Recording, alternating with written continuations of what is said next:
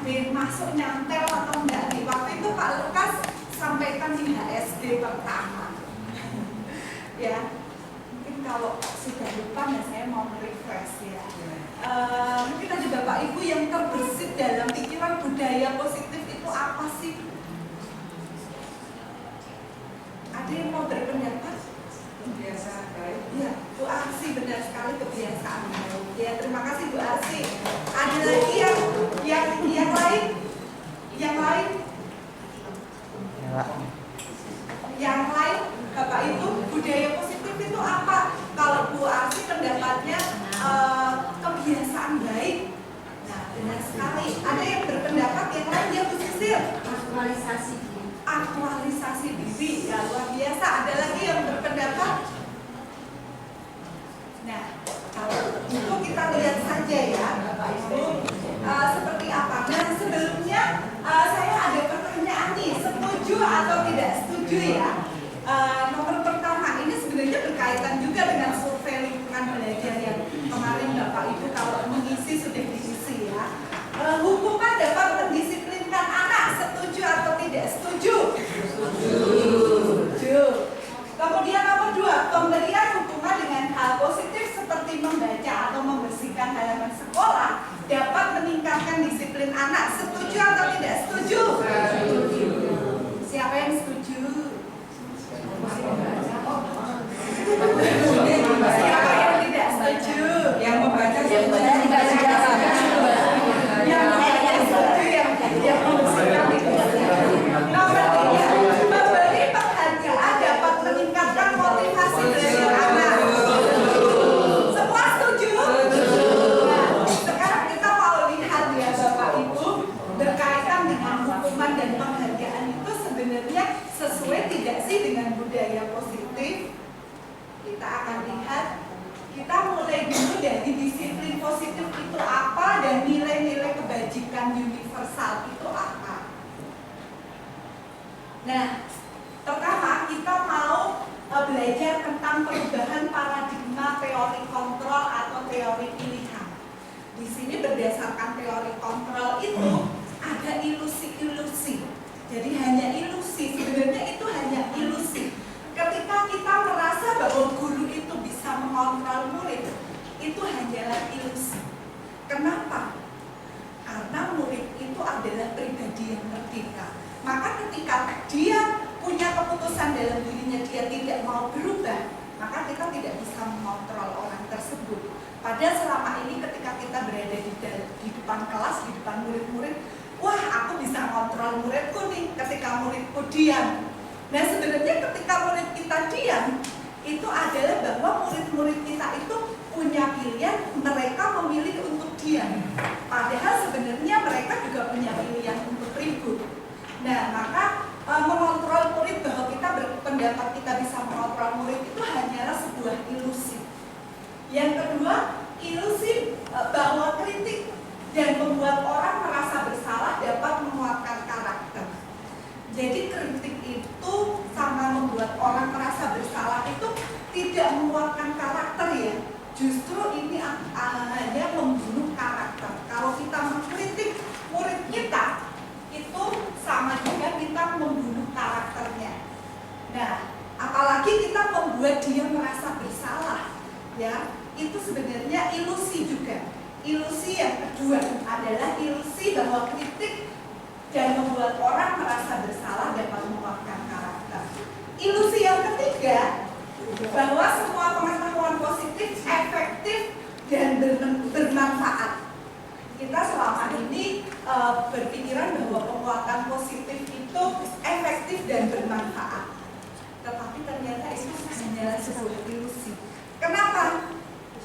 Nih, dalam jangka waktu tertentu, kalau kita memberikan penguatan positif nih, misalnya, Billy kamu pintar sekali, hari ini kamu luar biasa, ini kita memberikan penguatan positif. Misalnya Billy lagi senang ke kelasnya Pak Suroyo nih, ketika diberi penguatan positif apa? Sekarang mempan, tetapi besok lagi belum tentu penguatan positif yang kita berikan ini mempan ke dia, iya kan? Apalagi dia udah tahu, pasti nanti Bu Tini mau bilang begini kalau aku ke kelasnya Pak Suroyo.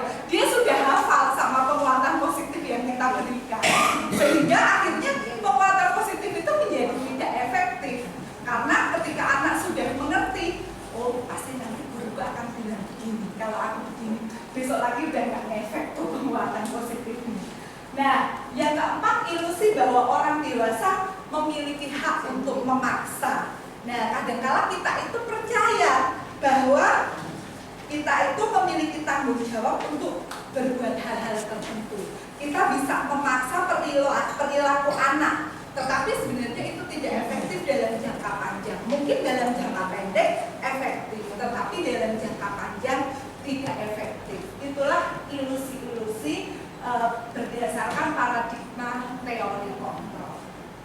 Yang selanjutnya, nah ini adalah perbedaan siapa sesungguhnya yang memiliki kontrol. Kalau stimulus respon, kita mencoba mengubah orang agar berpandangan sama dengan kita. Sedangkan teori kontrol, kita berusaha memahami pandangan orang lain tentang dunia. Kemudian perilaku buruk dilihat sebagai suatu kesalahan. Tetapi kalau kita memakai teori kontrol atau pilihan, semua perilaku itu punya tujuan. Kalau stimulus respon, orang lain bisa mengontrol saya.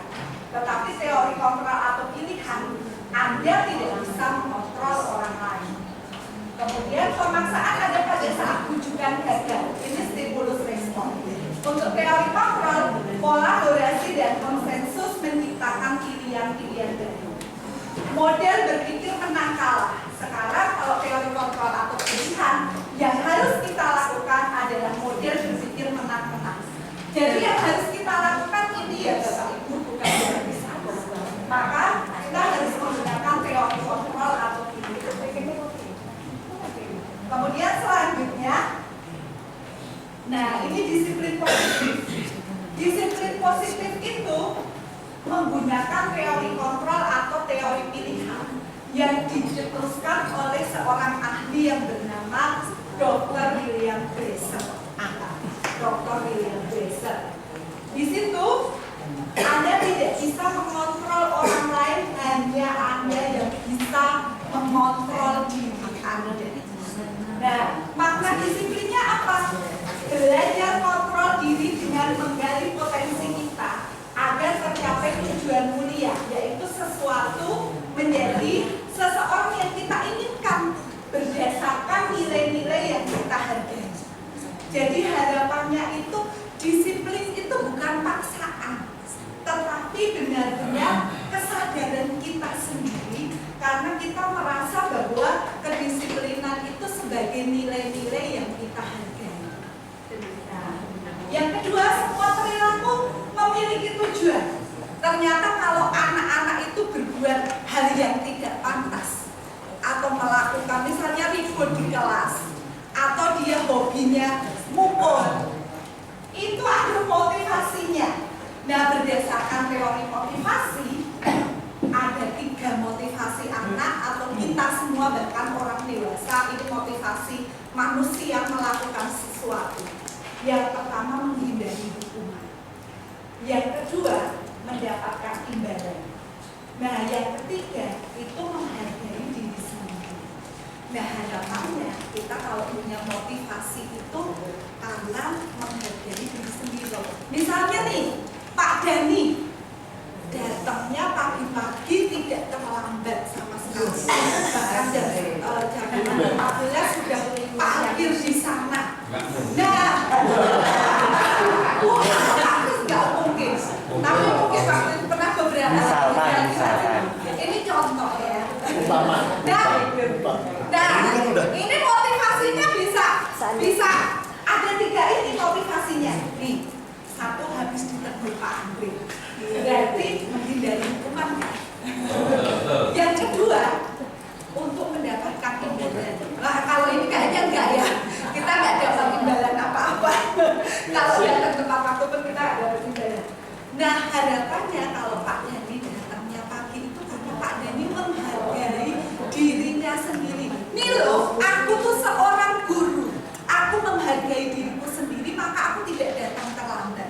Nah, sebagian besar dari Bapak Ibu di sini semua sudah melakukan disiplin karena menghargai dirinya sendiri. Kita tanpa penghargaan apapun tetap tidak datang terlambat.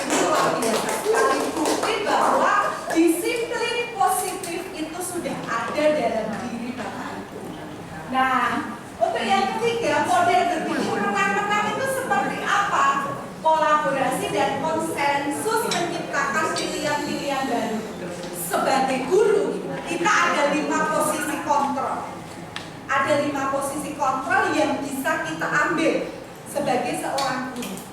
Yang pertama adalah penghukum. Kalau penghukum itu seperti apa ya? Saya buka ke PA nih, saya juga nggak hafal gitu. Nah, kalau penghukum itu cara berbicaranya dengan nada tinggi, menunjuk-nunjuk, menghardik, berkacak pinggang, kemudian menggetak, memberikan hukuman verbal atau fisik. Sekarang refleksikan masing-masing ya, Anda mengambil posisi kontrol yang satu. Nah, dampaknya apa sih bagi anak kalau kita mengambil posisi penghukum? Yang pertama, dengarkan Bapak Ibu nih. Kalau kita mengambil posisi kontrol sebagai seorang penghukum, murid itu bisa menjadi pendidik. Yang kedua, tidak menyukai guru atau mata pelajaran yang diambil oleh guru tersebut. Maka jangan sampai ya Bapak Ibu mengambil posisi kontrol sebagai seorang penghukum. Yang kedua, posisi kontrolnya apa? Membuat rasa bersalah. Jadi suara cenderung melembut, tenang, namun kata-katanya menyalahkan murid-murid. Guru menyatakan hal-hal yang merasa kesalahan ada pada murid dengan membuat guru menderita. Ada diem dong, tapi kalau kelas kita ribut, Bapak dimarahin Pak Andre. Itu contoh guru yang mengambil posisi kontrol sebagai pembuat rasa bersalah. Jadi muridnya jadi merasa bersalah kan? Kalau kita kok ribut banget sih, nanti nggak enak sama guru sebelah. Ayo dong nak, diem dong, nanti supaya itu jangan dipikir nggak bisa ngajar. Nah itu namanya pembuat rasa bersalah. Nah yang ketiga, posisi teman. Nah posisi teman ini suara guru ramah, cenderung bersendahulu dan menghangatkan suasana. Nah misalnya nih, murid kelas 5B nih, bandel, terus Pak Dani itu ramah banget. Oh ya, sini. Oh kamu ngapain? Nggak apa-apa kok, nggak apa-apa. Tapi lain kali jangan gitu ya. Kan kamu tahu, Bapak juga guru di sini, jadi kamu harus tertib. Kelas itu kan harus tertib, tapi ramah tetap seperti teman. Gitu. Nah, apakah posisi sebagai teman ini bagus? Ternyata ada dampaknya Bapak Ibu. Yang pertama dampaknya, murid itu bergantung pada satu orang. Kalau sekarang kualitasnya Pak Dani bisa seperti teman. Ini sekali lagi contoh ya Pak Dani ya. Nah, besok lagi wali kelasnya Bu Ida. Nah, dia sudah terlanjur bergantung sama Pak Dani. Jadi wali kelasnya Bu Ida juga masih WA Pak Dani. Gitu. Nah, itu namanya karena Pak Dani mengambil posisi sebagai teman. Jadi ini contoh ya sekali lagi. Jadi muridnya tergantung sama Pak Dani. Kemudian yang kedua, murid tidak mandiri dan tidak bisa berpikir untuk diri sendiri. Ketika datang terlambat, kita karena merasa teman, ya udah nggak apa-apa, duduk aja, kamu duduk lagi. Gitu. Nah itu sebagai teman. Yang keempat adalah posisi sebagai pemantau. Pemantau itu seperti apa? Bersuara datar, tidak emosional, tidak bersendau-gurau, ataupun menggunakan suara tinggi. Tercipta identitas diri positif, tetapi perlu selalu memantau. Misalnya nih, anak berbuat kesalahan di kelas, misalnya dia ngobrol saat pembelajaran. Kalau kita posisi pemantau, maka kamu tahu nggak? Lihat agenda halaman sekian, peraturannya apa? Jelaskan konsekuensinya apa? Itu datar, tidak pakai menghadir, tidak menghadiri. Itu pemantau. Dasarnya adalah peraturan kalau pemantau itu. Nah, dampaknya apa? Murid akan menghitung konsekuensi dan hadiah tanpa memahami sepenuhnya nilai kebijakan dan tidak sepenuhnya mandiri. Nah, yang kelima, ini yang harus kita usahakan bersama-sama adalah posisi kontrol sebagai seorang manajer. Nah, jadi kita ini diharapkan semua jadi manajer. Nggak hanya pekerja kantoran yang harus jadi manajer. Kita pun juga harus jadi manajer. Besok kalau apa jadi manajer. Manajer. Betul banget. Ya. Jadi pekerjaan kita manajer kita. Manajer dengan gaji. Ya, manajer dengan gaji guru. Nah, manajer itu seperti apa? Manajer itu netral, tidak emosional, tetapi juga tidak terlalu ramah dan tidak bernada tinggi.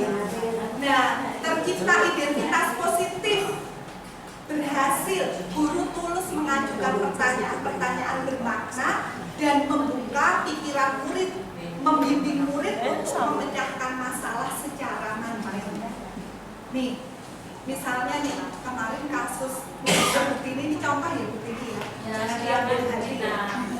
Nah, ini itu kan kasusnya bermain-main terus nih dengan si tempat pensilnya itu sudah ditegur sama Butini. Tetap saja dimainin terus, bahkan diambil masih motor sama Butini, bahkan tidak sopan ya. Nah, otomatis kalau seperti ini kita mau jadi manajer juga repot ya, emosi ya. Nah, tetapi kita sekali lagi berusaha.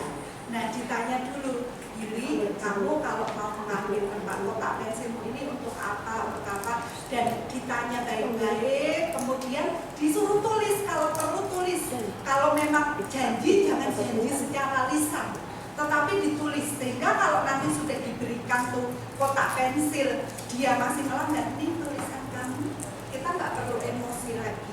Nah, diminta menulis, tetapi itu juga tidak mudah. Sekali lagi Bapak Ibu, itu harus pelan-pelan, sekarang dan menurut, besok kita coba. Jadi budaya positif itu bukan kita praktek sekali langsung berhasil, tidak. Mungkin karakter anak yang akan kita bangun belum terlihat di SD ini, tetapi kita menanamkan untuk masa depan dia, supaya tadi dia nggak menjadi manusia terendam, nggak menjadi manusia yang tidak mandiri itu.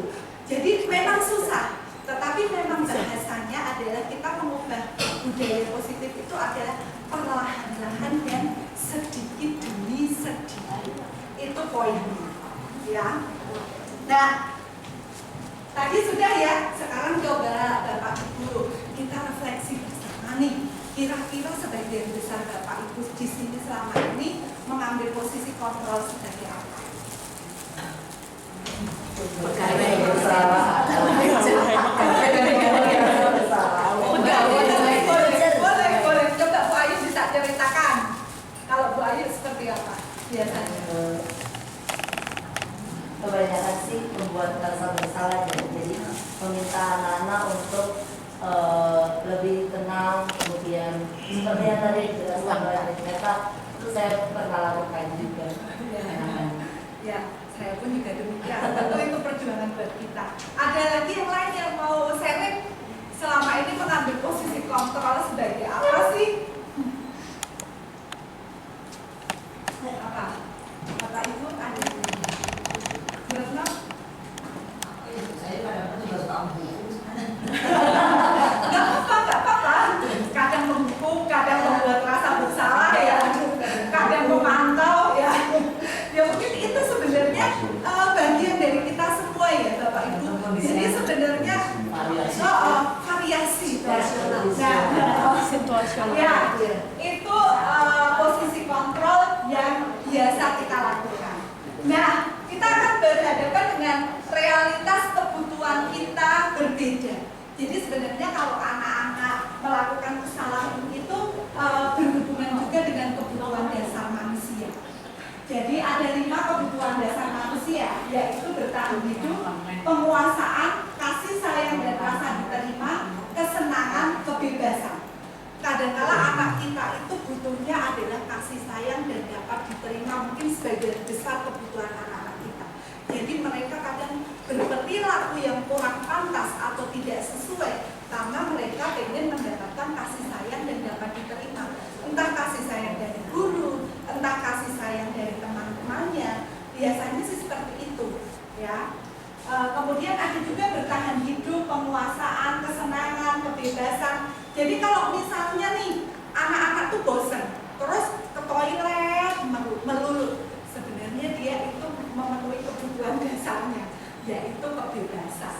Nah, karena mereka punya kebutuhan dasar ini, maka ketika mereka merasa bosan, ya mereka keluar ke toilet terus karena pengen bebas. Nah, misalnya pelajaran juga, ayo bermainan lagi dong Bu, jangan mengerjakan soal. Nah, ini karena mereka butuh kesenangan. Nah, jadi memang berkaitan dengan kebutuhan dasar. Nah, tadi sudah kita bahas dari mind mapping tadi. Nah, sebenarnya disiplin itu apa sih? Bapak Ibu, kalau tadi saya berbicara Bapak Ibu di sini itu sebagian besar sudah mempunyai disiplin diri. Nah, sebenarnya kata disiplin itu berasal dari bahasa Latin, disiplina yang artinya belajar. Nah, makna asal kata ini berkonotasi dengan disiplin diri dari murid-murid Sokrates dan Plato. Disiplin diri membuat orang menggali potensinya menuju sebuah tujuan apa yang dihargai. Namun dalam budaya kita, makna kata disiplin telah berubah menjadi sesuatu yang dilakukan seseorang pada orang lain untuk mendapatkan kepatuhan. Jadi kadang-kala kalau kita berbicara disiplin pasti patuh dan tidak patuh ya. Padahal sebenarnya dari kata dasarnya kalau disiplin diri itu menggali potensi menuju sebuah tujuan apa yang dia lakukan. Kecenderungan umum adalah menghubungkan kata disiplin dengan ketidaknyamanan. Ini yang lebih parah lagi. Bukan dengan apa yang kita hargai atau pencapaian suatu tujuan. Nah, sekarang nilai kebajikan universal. Tadi sudah kita bahas sedikit. Nilai kebajikan itu sifat-sifat positif manusia yang merupakan tujuan mulia yang ingin dicapai oleh setiap individu. Bahwa setiap perilaku itu atau perbuatan memiliki suatu tujuan. Dengan mengaitkan nilai-nilai kebajikan yang diyakini seseorang, maka motivasi intrinsiknya akan terbangun. Nah, nilai-nilai kebajikan yang sekarang ini diusung selain kita tarakan kita adalah JJ5+, tentu saja apa ini? Apa ya Bapak Ibu ini apa? Profil pelajar Pancasila. Ya, jadi yang memang kita usung itu. Jadi kalau kita ingin anak-anak kita memiliki disiplin positif, bisa kita bangkitkan dulu kesadaran mereka akan ini. Nilai-nilai kebajikan universal baik CC5+ maupun profil pelajar Pancasila. Nah, kita mungkin tanamkan sedikit demi sedikit, perlahan-lahan sehingga nanti anak-anak bisa memiliki kesadaran diri akan penghargaan terhadap nilai-nilai kebajikan universal. Nah, tadi ini sudah kita bahas. Sekarang ada nih teori motivasi. Kalau untuk menghindari ketidaknyamanan atau hukuman, apa yang akan terjadi apabila saya tidak melakukannya? Ini termasuk motivasi eksternal. Ya, untuk mendapatkan imbalan dari orang lain. Apa yang akan saya dapatkan apabila saya melakukannya? Ini juga motivasi eksternal. Tetapi yang menghargai diri sendiri itu motivasi internal. Nah, kita sebagai guru tugasnya adalah supaya anak-anak kita mempunyai motivasi internal. Itu bisa kita mulai dari diri kita sendiri.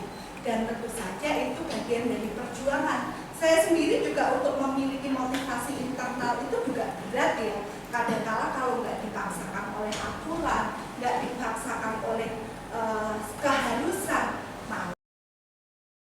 nggak semangat lah, maka kita perlu juga sebagai guru membangun motivasi intrinsik dalam diri kita dulu. Sehingga kita juga nantinya bisa menanamkan pada diri anak-anak supaya anak-anak juga punya motivasi intrinsik. Itu tadi sudah saya jelaskan. Kemudian berikutnya, sebenarnya kalau kita berbicara tentang merdeka belajar, merdeka mengajar, itu kan asalnya dari filosofi Ki Hajar Dewantara. Nah, sebenarnya apa sih merdeka itu? Merdeka itu artinya tidak hanya terlepas dari perintah, akan tetapi juga cakap buat memerintah diri sendiri. Ini poin penting buat kita semua. Jadi merdeka kalau dibilang, kita kan merdeka, jadi nggak bikin RPP nggak apa-apa, nggak bikin persiapan mengajar nggak apa-apa, mengajarnya kan asal-asalan nggak apa-apa, bukan seperti itu. Karena merdeka itu tidak hanya terlepas dari perintah, kita terlepas dari perintah, tetapi tanggung jawab yang besar adalah cakap untuk memerintah diri kita sendiri. Itu keteladanan dari Ki Hajar Dewantara. Nah, kalau tadi teman-teman bilang adalah penghargaan itu motivasi, setuju ya, memberikan motivasi. Tapi ternyata penghargaan dan hukuman itu sama saja. Penghargaan dan hukuman sama-sama tidak memunculkan motivasi intrinsik pada diri anak. Kenapa kok penghargaan dihukum oleh penghargaan? Judulnya. Jadi penghargaan itu hanya efektif pada jangka pendek. Kalau jangka panjang penghargaan itu tidak efektif, ya Bapak Ibu. Kemudian yang kedua, penghargaan itu menghukum siapa? Misalnya nih, kalau datang terus dapat insentif, datang tidak terlambat terus, datang disiplin terus, dapat insentif, pasti menghukum untuk yang suka datang terlambat. Kasihan yang datang terlambat jadi dihukum. Iya, menghukum. Ya. Nah, kemudian penghargaan itu mengurangi ketepatan. Ternyata ada penelitiannya Bapak Ibu. Ada dua kelompok. Satu kelompok nih diminta untuk mengerjakan kuis. Yang satu kelompok ini dijanjikan penghargaan. Nanti yang berhasil menjawab kuis ini benar semua akan dapat hadiah ini. Sementara yang satu kelompok lagi, silakan kalian bekerja sebaik-baiknya menyelesaikan kuis tanpa diberikan apa-apa. Ternyata yang dijanjikan penghargaan tadi, ketepatannya lebih sedikit daripada yang nggak dijanjikan hadiah apa-apa. Ya, jadi itu penelitian, berdasarkan penelitian. Dari penelitian ada ahli yang tadi dilihat. Glaser itu termasuk meneliti seperti itu. Jadi ada dua kelompok, satu dijanjikan penghargaan, satu tidak. Ternyata yang lebih banyak tepat menjawab adalah yang tidak dijanjikan apa-apa. Kemudian penghargaan itu tidak efektif. Benda atau peristiwa yang diinginkan hanya jika mendapat. Misalnya, kamu kalau nggak remet nilainya segini semua, nanti ibu akan belikan ini. Suatu saat udah diberikan dong, besok lagi ya nggak mempan lagi penghargaan itu, wong sudah punya. Terus nanti kalau nggak ada janji diberikan, dia nggak punya motivasi untuk belajar, maka ini tidak efektif. Kemudian penghargaan itu merusak hubungan, karena ketika kita ada misalnya ada penghargaan, nanti kalau yang datang terus 100% atau misalnya yang mengajarnya tepat waktu terus di kelas akan dapat insentif 10 juta gitu ya. Nah, jadi wah, kalau setiap hari selalu ini, aku harus yang datang misalnya yang mengajarnya nomor 1, 2, 3, tertibnya nomor 1, 2, 3 dapat 10 juta, yang tidak nomor 1, 2, 3 nggak dapat apa-apa. Nanti pasti merusak hubungan. Orang duluan aku daripada busuk, kok busuk dapat 10 juta, aku enggak. Nah, gitu. Nah, itu contohnya merusak hubungan itu begitu. Jadi ada timbul persaingan yang kadang-kadang tidak sehat. Nah, itu dihukum oleh penghargaan. Ya. Nah, ini masih penghargaan itu menurunkan kualitas. Jadi sama dengan yang ketepatan tadi. Si Bapak William Glaser ini juga mengadakan penelitian. Satu disuruh menulis tanpa dikasih hadiah. Satu lagi disuruh menulis dijanjikan hadiah. Ternyata kualitas tulisannya bagus yang tidak dijanjikan apa-apa. Itu berdasarkan penelitian. Kemudian penghargaan itu mematikan kreativitas. Pekerjaan seni atau tulisan kurang kreatif bila dijanjikan hadiah atau penghargaan.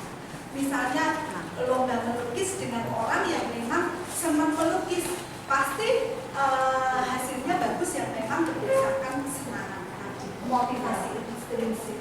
Nah, penghargaan juga mengurangi motivasi intrinsik karena yang dikejar hanya penghargaan itu, sehingga dia tidak punya motivasi untuk disiplin di dalam dirinya sendiri. Nah, kita lanjut.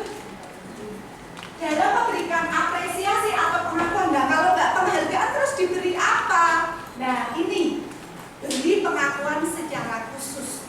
Misalnya nih, Bu Indah itu kan rajin sekali mengajarnya juga baik ya. Kemudian nanti diberikan pengakuan secara khusus. Misalnya di depan teman-teman ini, kemarin luar biasa Ibu Indah sudah berhasil mengajarkan ini dengan baik. Jadi kita bisa belajar dari praktik baik yang sudah dilakukan Bu Indah. Nah itu beri pengakuan secara khusus. Beri pengakuan secara pribadi, dipanggil, kamu luar biasa loh hari ini, Billy misalnya, kamu luar biasa hari ini, Billy, kamu nggak kalah ke kelas-kelas Pak Suroyo, kamu luar biasa bisa aktif disiplin di sini. Itu secara pribadi dipanggil, diberi semangat secara pribadi. Kemudian beri pengakuan kepada semua murid secara bergantian, diberi pengakuan. Bu Ida itu kelebihannya ini loh, luar biasa teman-teman, kita tepuk tangan untuk Ida misalnya, kita tepuk tangan untuk Nani, dia luar biasa. Jadi semua murid kita beri pengakuan bahwa dia punya kelebihan. Nah, beri pengakuan secara konsisten. Berikan pengakuan secara konsisten bahwa si A, si B itu punya kelebihan dalam dirinya. Kemudian fokus pada proses. Jadi tadi yang saya bilang bahwa perlahan, sedikit demi sedikit, tidak langsung kita menerapkan budaya positif terus berhasil, tidak, tetapi kita selalu berusaha. Fokus pada proses. Tindakan guru.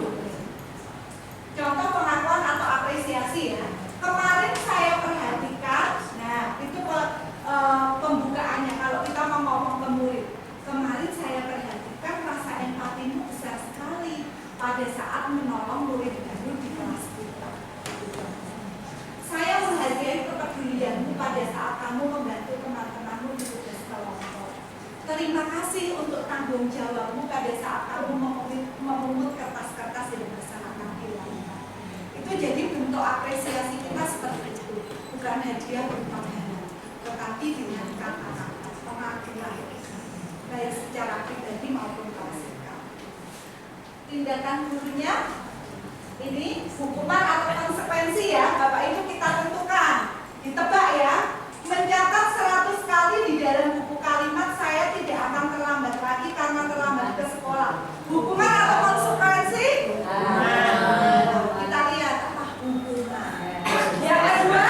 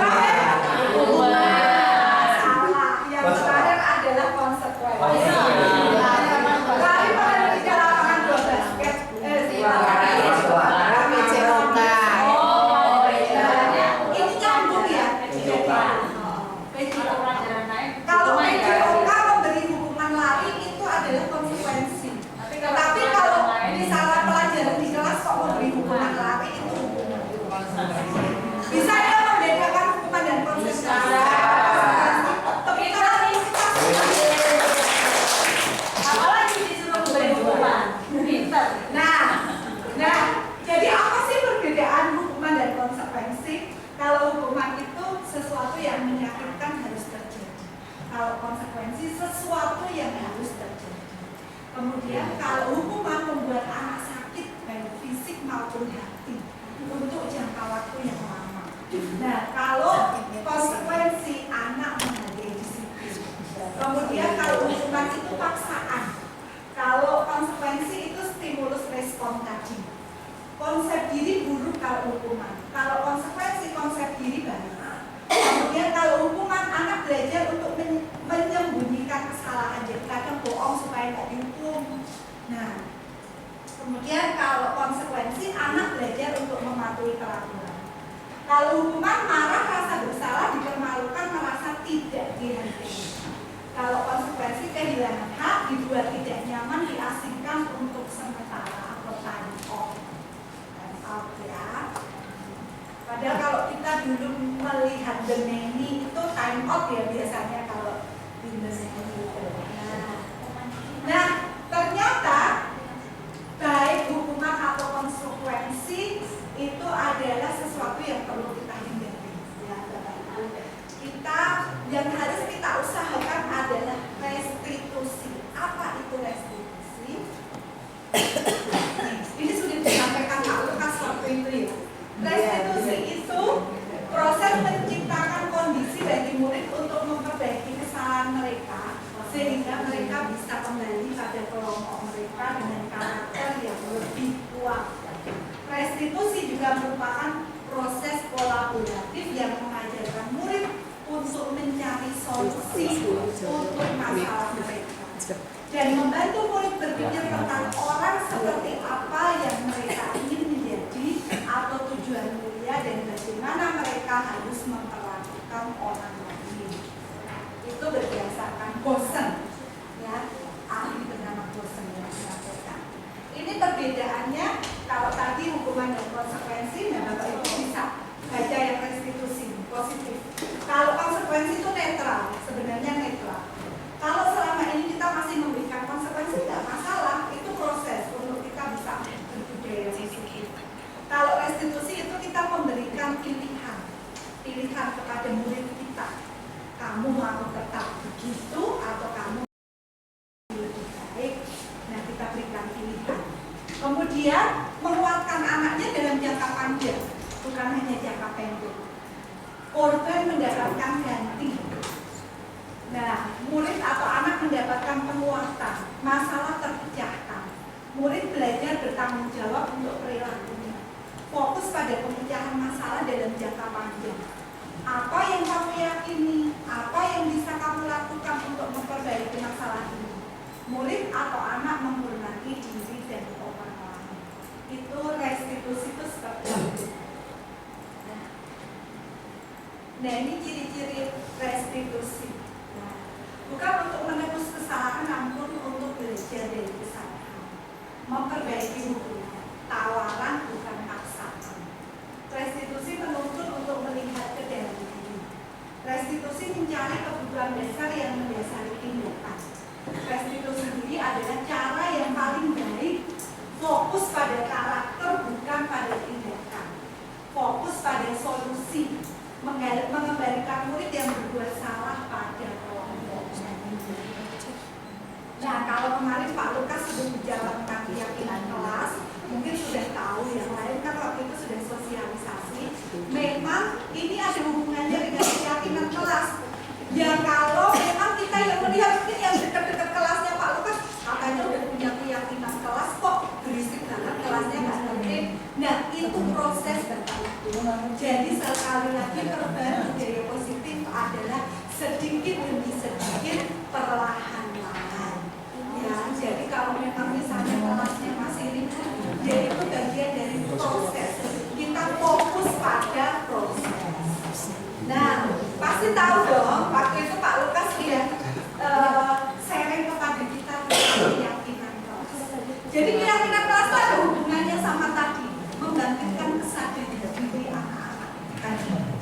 Nah,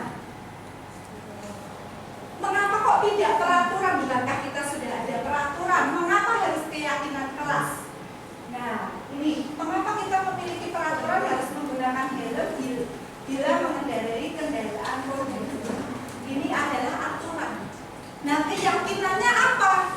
Jadi keyakinan itu ada hubungannya dengan peraturan. Kalau keyakinannya adalah berkaitan dengan nilai-nilai kebajikan universal tadi, bahwa kita memakai helm itu untuk apa? Keselamatan.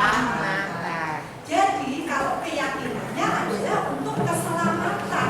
Kalau aturannya ini, kalau keyakinannya adalah keselamatan. Nah, mengapa kita memiliki peraturan 3M? Ini peraturannya.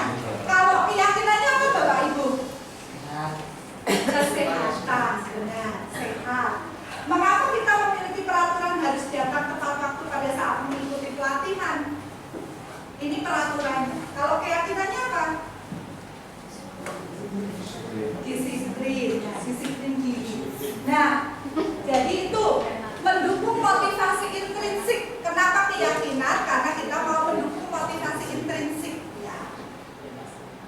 Nah, budaya positif itu seperti ini.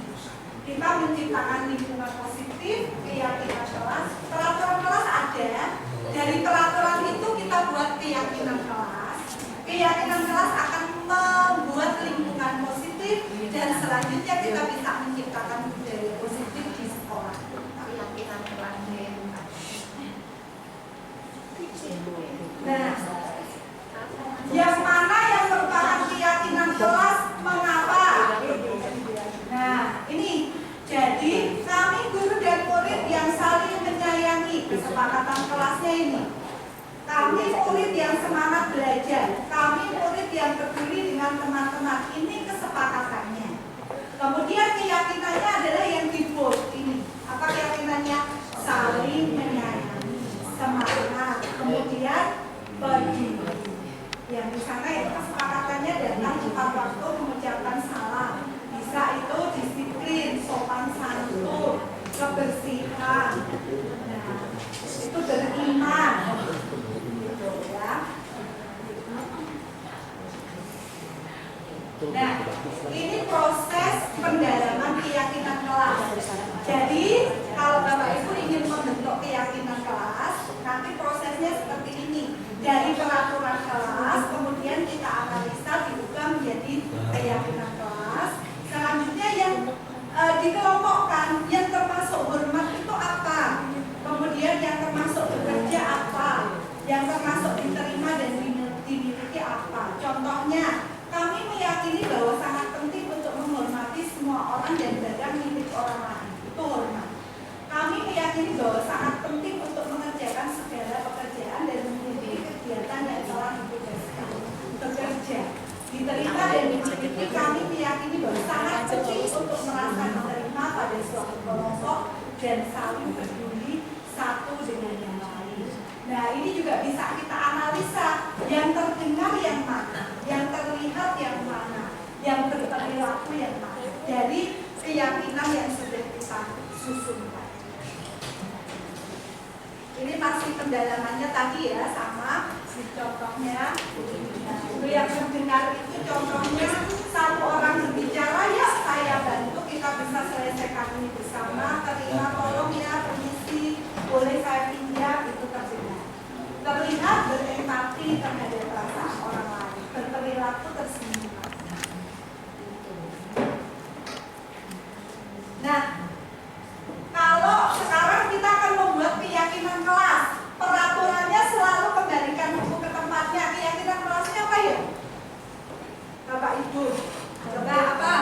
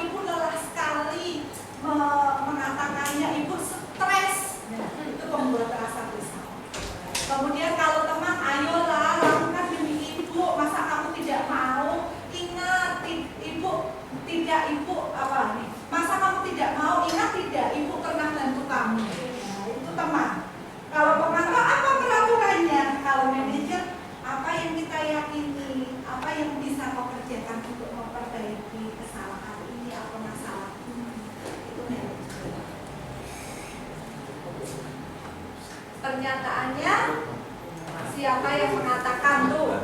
Kalau saya kecewa sekali itu pembuat rasa bersalah. Kamu tidak pernah benar penghukum. Ayolah lakukan demi ibu, bapak, teman. Apakah kamu mendapatkan stiker bintang hari ini? Pemantau. Mau ya, mau mendapatkan stiker. Bagaimana kamu bisa menyelesaikan masalah ini, manajer? Kamu selalu yang paling terakhir, itu penghukum. Nah, bergerak antara peraturan pemantau. Nih, ya. Ini contohnya. Nah, segitiga restitusi ini sudah pernah disampaikan oleh Pak Lukas. Masih ingat Bapak Ibu? Lupa ya? Kita ingat-ingat. Nih, jadi segitiga restitusi itu ada 3 tahap. Yang pertama adalah menstabilkan identitas. Yang kedua adalah validasi kebutuhan atau alasan ya, karena alasan melakukan tertentu. Kemudian yang ketiga adalah menanyakan keyakinan. Menstabilkan identitas itu contohnya apa? Nih, misalnya murid kita berbuat salah, kita bilang berbuat salah itu hal yang manusiawi. Tidak ada manusia yang sempurna. Bapak Ibu juga buat salah. Nah, kita masih bisa menyelesaikan permasalahan ini. Bapak Ibu tidak tertarik untuk mencari tahu siapa yang benar, siapa yang salah. Bapak Ibu lebih tertarik untuk menyelesaikan masalah. Kalau kamu menyalahkan dirimu sendiri terus-menerus, apakah kamu bisa bersikap baik pada dirimu sendiri? Ini contoh kata-kata menstabilkan identitas. Yang tahap kedua, validasi kebutuhan. Contohnya apa? Apa nilai yang kita ini? Apa kamu bisa saja melakukan hal yang lebih buruk, tapi kamu tidak melakukannya kan? Misalnya tuh si Matthew mau terjun. Kamu tadi bisa terjun, kalau terjun kakimu bisa patah, tetapi ternyata kamu tidak melakukannya. Itu validasi kebutuhan. Kamu pasti punya alasannya. Matthew pasti kamu punya alasan melakukannya. Kemudian apa yang penting bagi kamu? Kamu boleh tetap berusaha menjaga sikap itu, tapi tambahkan sikap yang lain yang baik.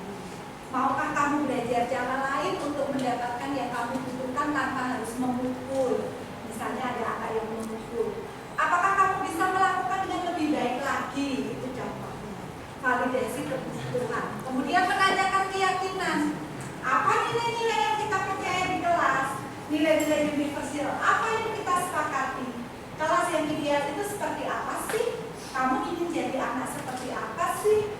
Apa yang kamu rasakan ketika kamu melakukan itu? Kamu ingin menjadi orang yang seperti apa? Itu menanyakan keyakinan. Jadi langkahnya tadi 3. Apa saja Miss Dinda? Validasi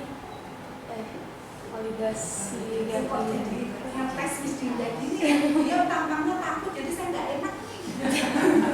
Tahap pertama tadi apa Christine? Wah, kayaknya yang mau perhatikan. Apa